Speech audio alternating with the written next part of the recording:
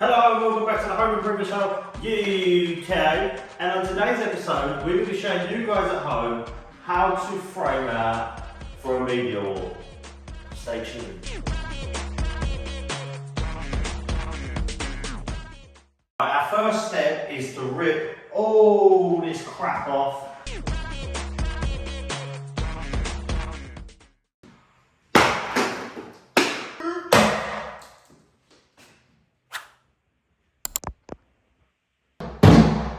Oh, fuck!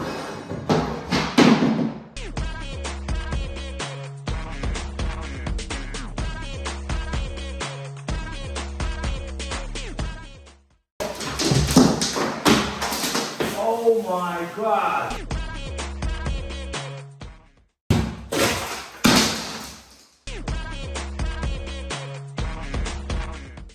Top tip for you, when building stud walls or media walls, which this is a stud wall but a media wall, build it on your floor about 20mm short of your actual opening, and then you're going to stand it up in place and you're going to pack the top or the floor, but normally the top, and fix it in through your packers. It's solid, you haven't got to stand there trying to build it on the wall, you can just build it on the floor and stand it straight in place, so note that down. With any media wall, there's going to be some basic measurements. That is the total width you want. Ours is going to be the width of this chimney, as tight as we can get it, which is 1620. And the height, around 2420. We're actually going to cut ours at 2400 or 2.4 metres. It's always best to just make yourself a quick plan. It's always easier. So we've got a TV here and a second TV here. Hey? There's two TVs on the media wall. Two TVs. And the last thing you need to note down is depth. Depth of your TV including bracket. Bear that in mind wherever you're setting your wall because you need to have space. Quick recap. You want your widths, your heights of the total size of the media wall. You want the sizes of anything you're putting in, and you want to do yourself a quick drawing, and the depth. How deep everything needs to be to fit in behind your wall.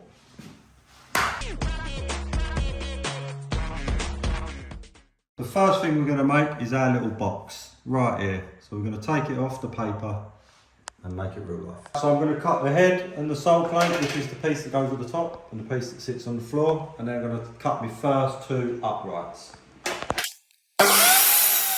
I've got our little 3x2 frame.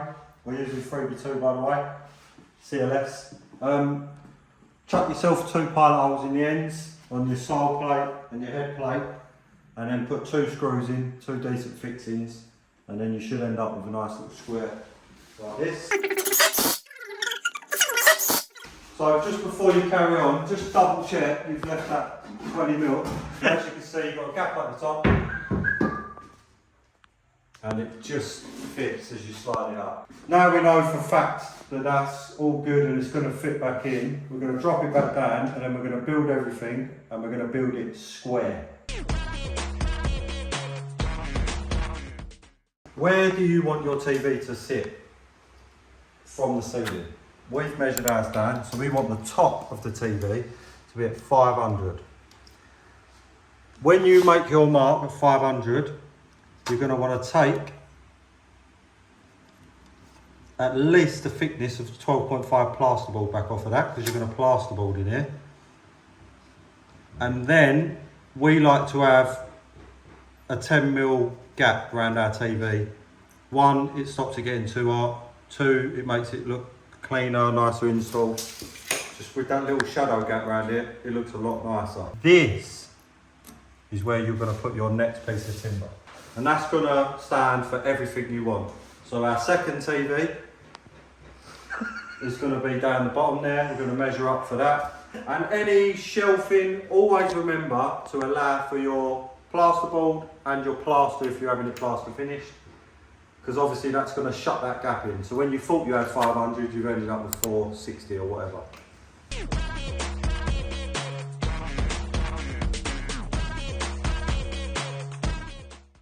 You should have a mark for your bottom plate on whatever you're having at the bottom, which is our second TV. and that's the top of our wall, and we've got a mark for the top of our TV where it's going at the top. So we're going to get them two fixed in because we know where they're going, and then we'll talk about the other two. So we've got that top plate we were talking about for the top of our TV, and we've done the same on the bottom for our bottom TV. You have got the height of your TV, and remember we was talking about you need to allow for plasterboard, and then we allow like a little 10mm shadow gap all the way around. So you take the height of your TV, and then we're going to add 25mm total for the plasterboard, and another 20mm for the shadow gap we allow. Our TV, which is up there somewhere, I'm not just looking at nothing, was 710mm, which would have been in there, but because we've added that 45mm, we're now at 755, so we're actually going to be here, and our piece of wood will go underneath that, so we've got a 755mm gap in between our two studs. That little 45mm we've added, that's going to apply for anyone that wants a 10mm shadow gap. Any TV opening, that's going to be the little bit extra you're going to need. So just make sure you apply it, because too many people measure the TV, set their studs in, put their plaster in, doesn't fit.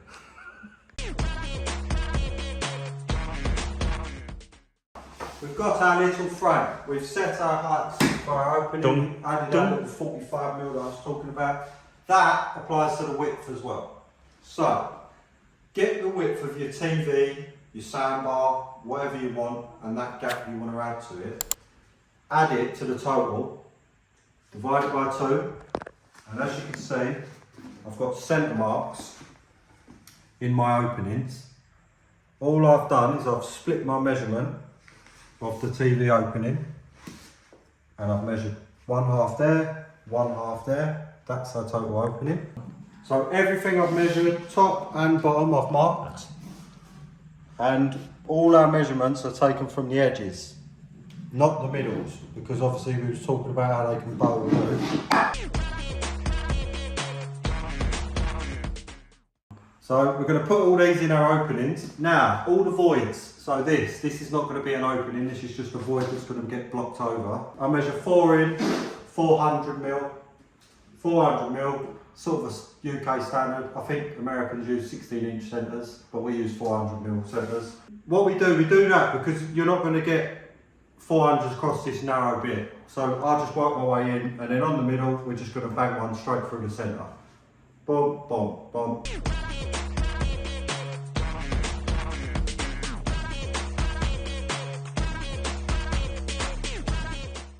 If you followed the methods, there shouldn't be any way of this being out of square, because all of the cuts fit the same, everything's the same, it should make it square. But always check. It's called the 3-4-5 method. 3, 4, 5. 3 measurements, 4 measurement, 5. Simple as that. So we're going to use millimetres, so we're going to go 300. We're going to mark 400. And then what we're going to do is check from this corner to this corner, and it should be spot on 500. Does it still fit? Let's find out, boys. That's as simple as that. It's doing it on his own.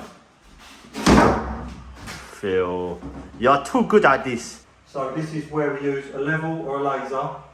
Come off of one of the legs, and you pack the floor, you pack the head, and screw it straight in. The steps we have taken to get this where it is now, we're level. We found the ceiling joists. We have begun to fix it and then adjusted it with packers until it's level. We're level on here now. Check both sides, we're all good. So once you've fixed it at the top, it's not fully fixed yet. We're now going to put fixings through the bottom. We're just going to pack up over the top of the floor, and we'll just multi-tool it out after. But the next step is to pack your sole plate, which is that bottom piece of timber there. And then if you need it, depending on height and width and stuff, put some fixings back into your wall, or some blocks to bolt into the wall, or if you've got returns, then go away with that.